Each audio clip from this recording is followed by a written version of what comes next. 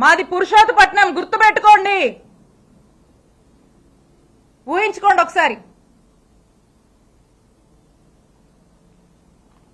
నేను ఇక్కడ మీ మీద గెలిచి మిమ్మల్ని ఇంట్లో కూర్చోబెట్టాను.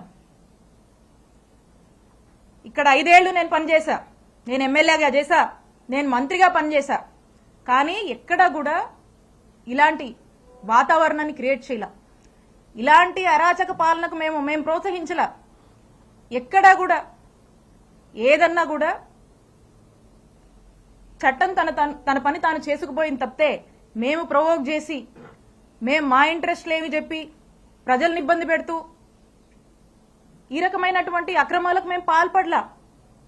ఒక పీస్ఫుల్ ఎన్వైరన్మెంట్ ప్రతి ఒక్కరికి, అన్ని వర్గాల వాళ్ళకి మేము కల్పించి ప్రతి ఒక్కరూ కూడా సంతోషంగా ఉండి వాళ్ళకి ఇంకేదైనా కష్టాలుంటే వాళ్లకు మేము తోడుగా అండగా ఉండేటువంటి కార్యక్రమాన్ని చేశాం.